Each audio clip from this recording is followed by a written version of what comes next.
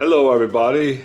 Geezer Bob is back to conduct another meeting of his book club. It's been a while, so we're looking forward to your return, Bobby. Well, thank you, Scotty. Killin Generals is the title of the April 2023 book that Bob has just finished reading. It's about the making of the 1967 war movie The Dirty Dozen, which I'm sure some of you have probably seen. Bob, what have we to learn from this book? All right. In the 1993 rom-com Tom Hanks movie Sleepless in Seattle, there was a scene where Hanks, a widower, and his young son are having dinner with a husband and wife couple who are friends of theirs. And the wife in the scene starts talking about the old romantic comedy movie, An Affair to Remember. And she gets all weepy, talking about this movie. So Tom Hanks and his buddy are rolling their eyes at this. So they decide they're going to spoof her. And they start talking about a scene from the movie The Dirty Dozen in which football star Jim Brown is running along, dropping grenades down these air vents, and he gets taken out by a sniper and killed. And this puts Tom Hanks and his buddy in tears. So they're spoofing the wife with this. Now, why do I bring this up? There was 26 years separating The Dirty Dozen from Sleepless in Seattle. But the people who wrote the script for Sleepless in Seattle obviously thought there was still enough cultural relevance to this movie that they could include it in there and everybody would get it. All right. So now let's go 56 years away from that movie. And there is an author who has written a brand new book about the making of that movie. So obviously he feels there's still enough cultural relevance to dig into this old film. And he's right. It's a fascinating story about the making of this movie. And this film still, I believe, resonates today. And, I saw this book at the library where I work part-time, and I'm a movie buff and I'm a war movie buff and all that. So I thought, hey, I'm going to read this. So I checked it out and I read it. And after having read the book, I thought maybe I want to go back and watch the movie again. So I went back to the library to get the DVD. And all of the copies of the movie were checked out but one. So I did get the DVD. I watched it. I took it back a couple days ago. And as soon as I checked it in, up popped that there was a hold on it. So this 56-year-old movie is still being watched by people, checking it out from our library. So why is this movie significant? It launched the careers of a lot of top Hollywood stars, Donald Sutherland specifically, and it's inspired a lot of filmmakers, including Quentin Tarantino, one of my favorite directors. So 1967, this was the fourth highest grossing film of the year. It was the highest grossing film that MGM had that year. The movie is based on a novel written by E.M. Nathanson. And I want to cover some of the anecdotes about this film that I uncovered in this book because I think they were kind of interesting. E.M. Nathanson was inspired to write the book based on a comment from his friend Russ Meyer. Now, Russ Meyer was a movie director known for his sexploitation films like Faster Pussycat Kill Kill and Beyond the Valley of the Dolls.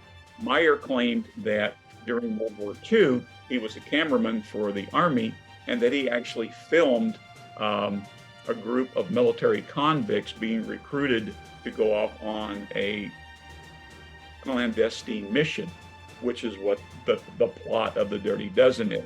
Well, this intrigued Nathanson, so he set out to actually write a nonfiction book about this.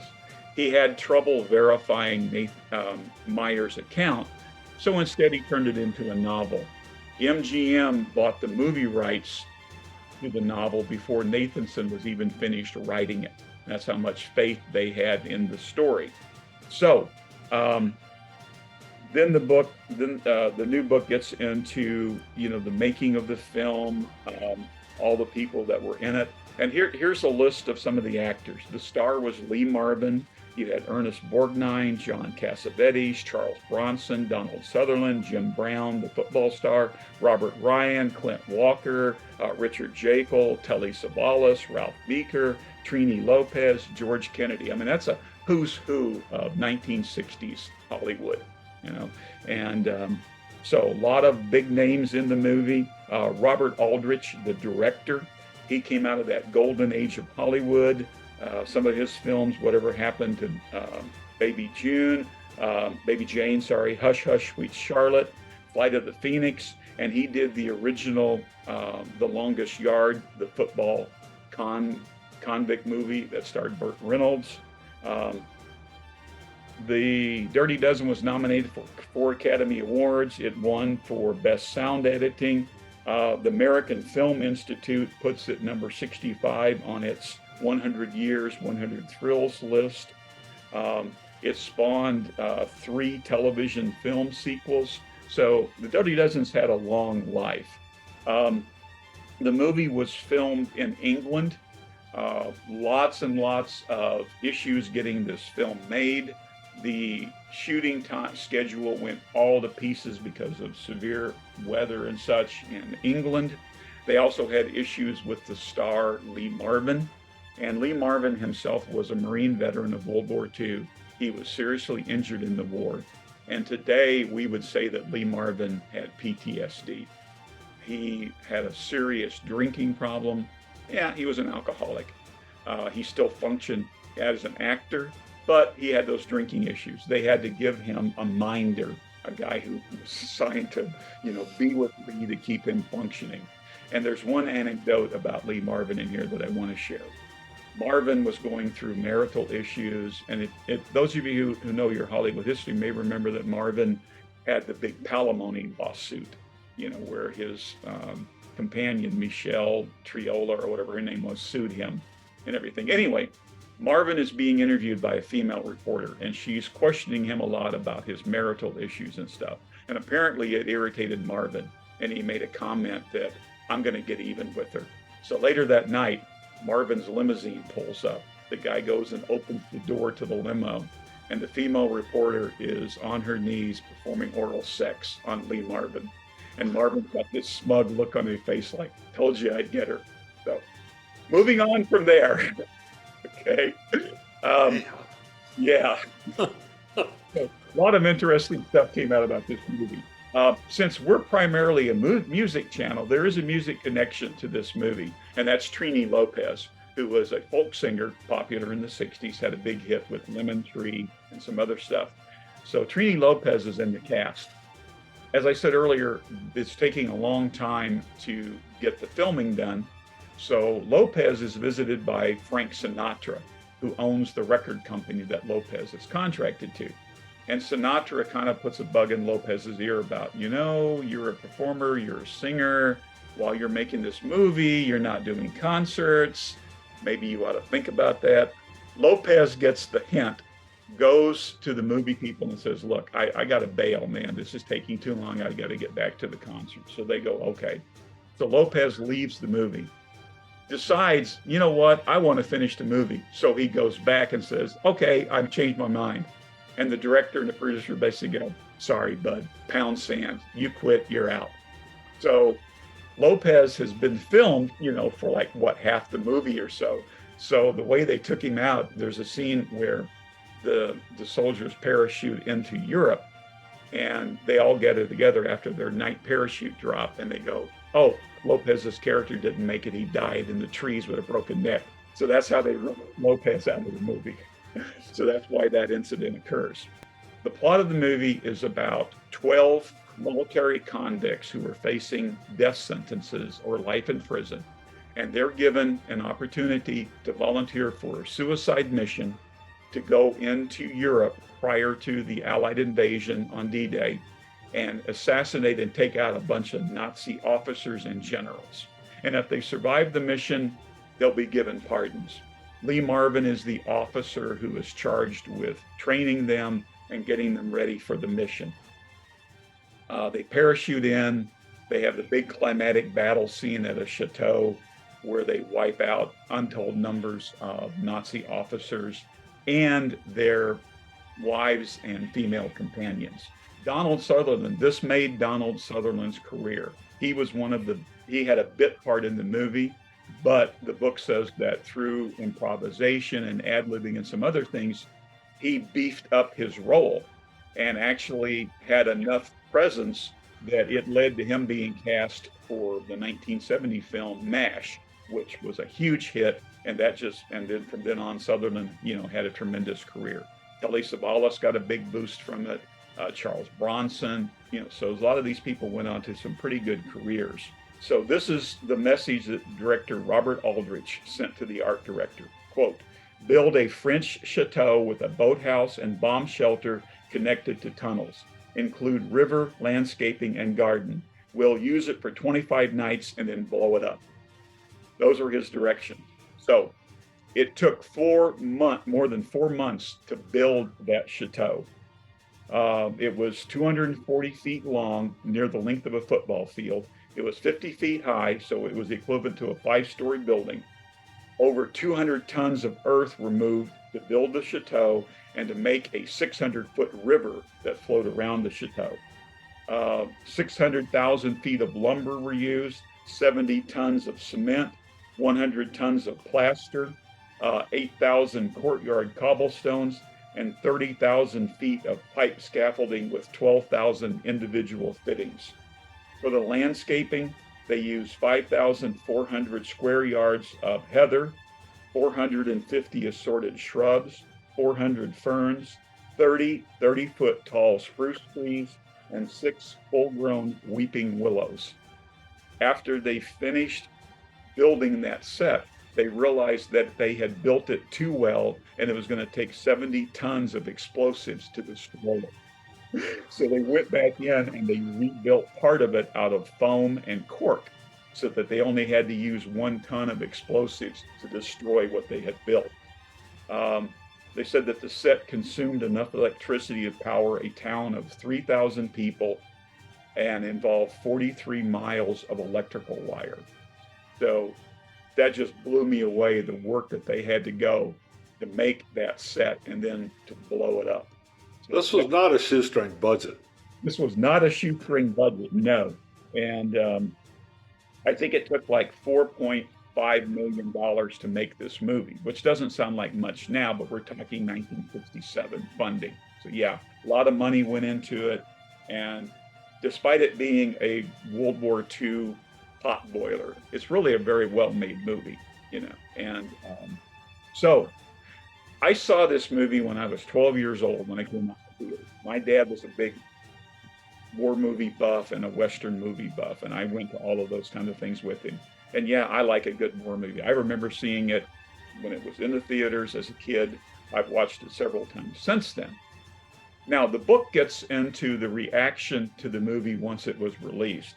And I never picked up on this. And I don't know why it never made an impression on me, but their original idea is they're going to go in there and try to assassinate as many of these generals as they can. Well, those plans kind of fall apart.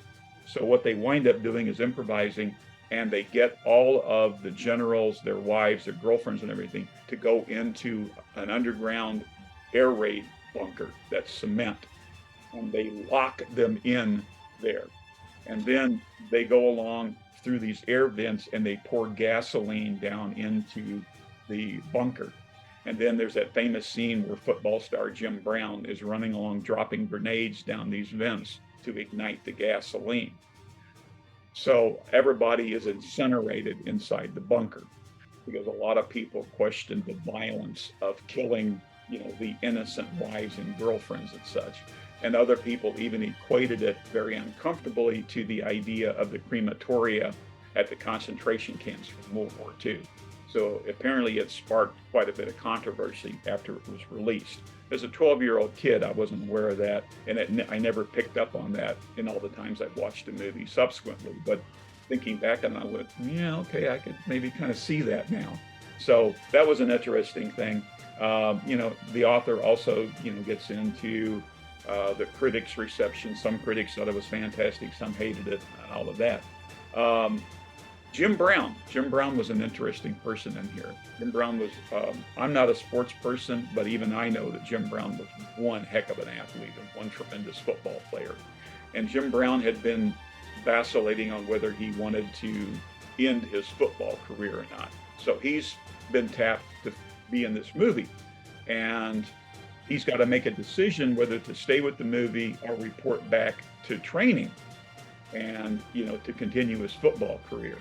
So the book says, that he's getting some pressure from the NFL about returning, and finally decides, what, I kind of like this acting. So he said, screw the football career, and actually then developed a pretty good movie career.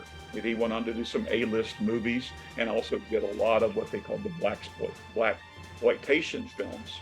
And that's kind of where Quentin Tarantino gets into this, because Quentin Tarantino was a big fan of a lot of those black exploitation movies and is a big fan of the Dirty Dozen and cites it as one of the influences. So the movies had a lot of impact.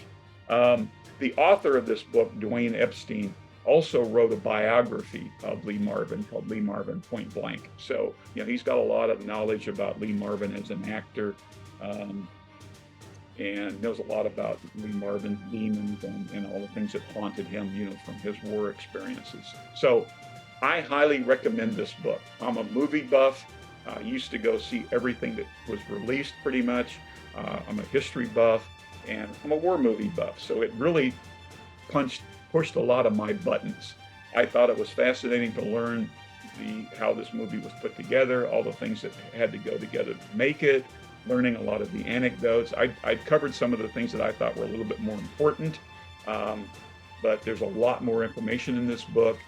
It's well put together, and it's well documented, and the author actually interviewed as many people as he could get his hands on, that were still alive. And like Trini Lopez, for example, just died not long ago at age 81 after catching COVID, so he was one of the survivors from it. So anyway, I recommend it. If you're interested in movie history, it's a definite read. And like I say, we do have a little bit of a music connection because of Trini Lopez, but that's the latest from Bob's Library and Bob's Book Club. Again, check it out if you're a history buff and if you're a movie buff. Well, thanks, Bob. The title of the book is Killin' Generals. It's about the making of the movie The Dirty Dozen, and we will all go check it out at our local library or at a bookstore near you, correct? Yeah. Thanks, Bob. Hit that subscribe button, and we'll talk to you soon. So long. Now you got the right to sing the old man blues. They're trading your Playboy for some hush puppy shoes. One more time.